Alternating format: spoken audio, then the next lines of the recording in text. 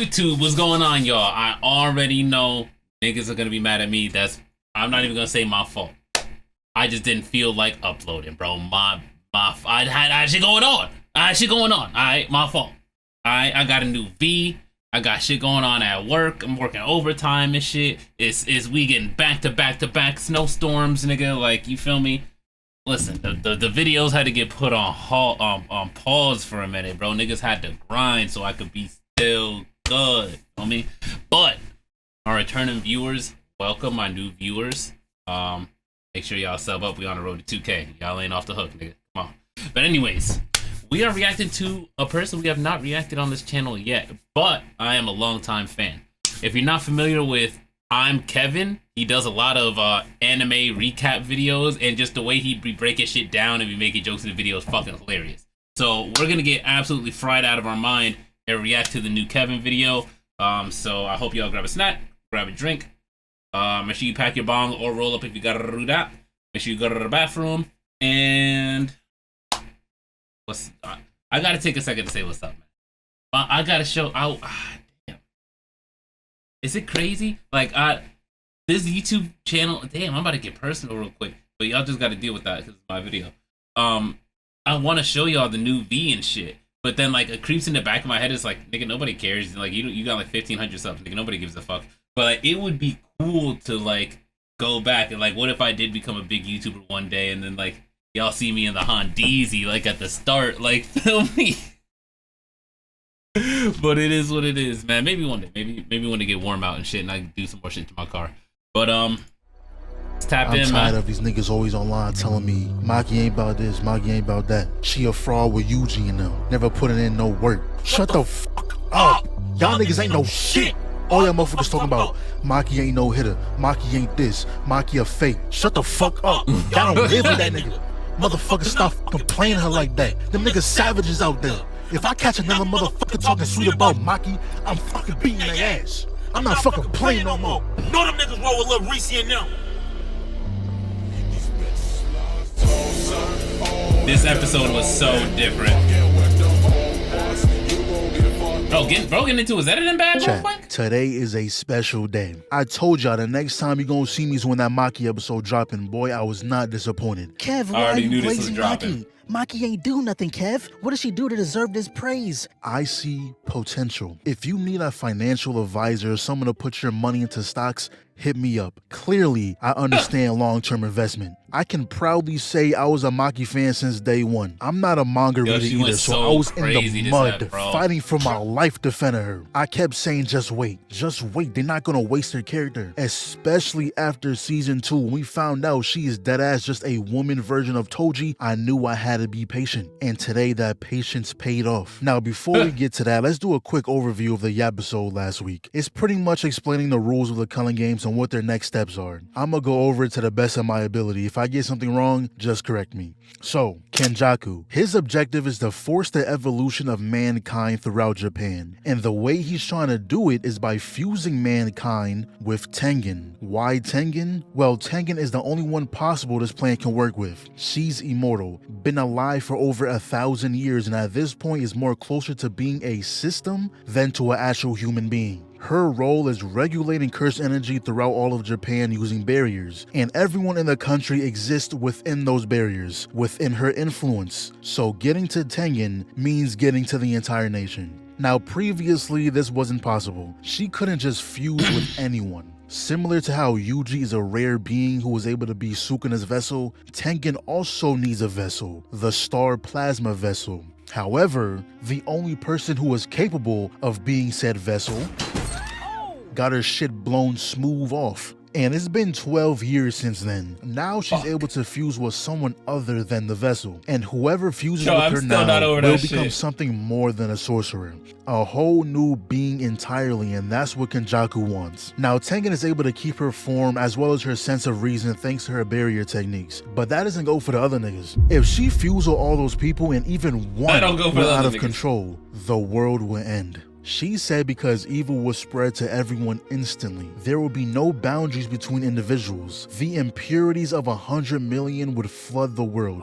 Now, hearing that for the first time, I had no clue what the fuck she was talking about. Facts. Had to do a little research to make sense of that. So basically, her fusing with everyone would turn them all into one being, one mind, a single shared existence. One person feels hatred, everyone feels hatred. Betrayal, sadness, anger, fear, grief, all those emotions stacked up at one time. Now, you may be asking, why now of all times? Why is Kenjaku doing all this right now? Tengen goes to explain that the Star Plasma Vessel, a sorcerer with the 6 eyes, and herself are all connected by fate, which is why the 2 other times Kenjaku tried this, he failed. If he killed either one of them, new users will somehow appear when he tried to go through with the plan. However, the 3rd time Toji was a factor. A man with 0 cursed energy, blessed with a heavenly pact, putting him outside of fate's grasp. So when he killed the vessel, blew her shit smooth off, popped her Scalati, he disrupted the cycle, breaking fate. That single act is what made Kenjaku's plan possible, and sealing Gojo just gave him extra insurance. And the reason he started the Culling Games to generate a massive amount of shit, not for nothing, that's the only part he was slightly wrong on. That ain't extra insurance, nigga. The whole plan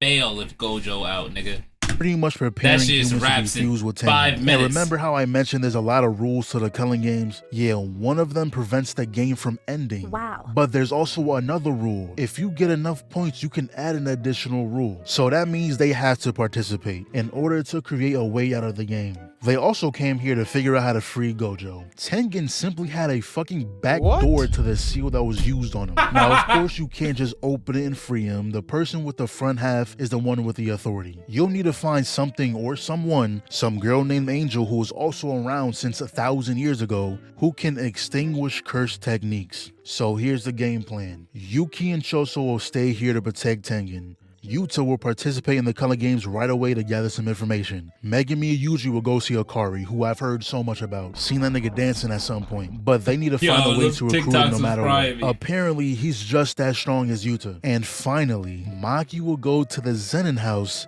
to get her cursed tools. Now get this. He walked in, bumped his head on the door frame. This is what we've been waiting on right here. Said I'm used to it.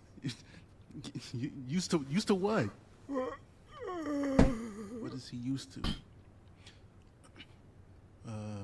6, 7? You're a fucking disgrace. Listen, I'm not trying to be a dickhead, but I'm gonna be a dickhead. You're pushing 40. What are you doing out there? I get this is your dream and all, but not everyone should have dreams.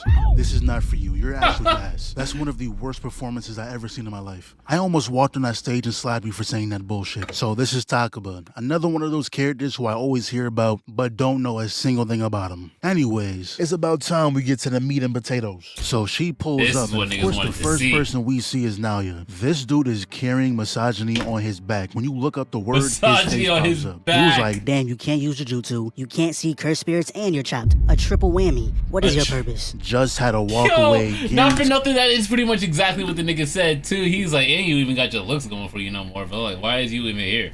Like, yo, what the fuck, nothing positive will ever escape his mouth. Your cousin? Then we get a little flashback of her talking with Megami, and she was like, look, you was made the head of the Zenin clan. Money, cursed tools, info on the big 3 all within your reach. It'll change how we move from this point on. We see Maki's mom yelling for her to come back. They're forbidden from going down to the armory. And I was expecting a regular sized vault. That shit is a 20-story door, locks and seals keeping it closed. You think the blades of chaos are inside that shit, the Infinity Gauntlet. But all she was greeted by was her dad, with her sister Mai bleeding out on the floor. Yo, this family is fucked in every which way possible. And he's only doing this because earlier, the higher-ups put out a kill order on anyone who plots to free Gojo. So they're using this chance to strengthen their trust by killing Maki, Mai, and Megumi. He already cleared out the vault, which brings me to question, how long was he standing here? Does the door just auto seal itself back up, auto puts the locks back on? Nah, cause now that I'm thinking about it, you had to make multiple trips. You wouldn't have this giant vault just for one weapon. So after you got done hauling everything out of here, you went back inside, closed the door, and just stood in the dark. Bro really think you're the final boss. But she walked in, I didn't even think about that. Why was the aura farm in there? Was ready to work, but not gonna lie, maybe maybe he is the boss. Cause when that light went out, Maki broke his sword, so I was like, oh, he's ass. But apparently he's wielding a lightsaber. I apologize for my outburst. I just seen my go get one tapped. And he was saying how he was supposed to be the clan leader, but y'all was so buns. His daughters were so buns that they just didn't allow it. So he chucks them into this room where he keeps cursed spirits. It's only a matter of time before they get devoured. But Mai made sure that wasn't gonna happen. See, her ability is constructing anything using her cursed energy, and she decided to make Maki a weapon knowing she'll die if she does. And the thing about being twins in this world is that Jujutsu doesn't see them as two different people, they're seen as one. No matter how hard Maki trains, the blood, sweat, and tears, none of it matters if Mai herself doesn't also want to be strong. So as long as she exists, Maki will forever be half of what she could be. The one thing she asks of her before she leaves is to destroy everything. That's what the fuck she did.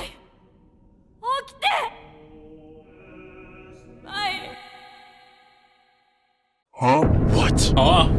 My body remembers the fear I tried so hard to forget. Told you, I'll burn you to the...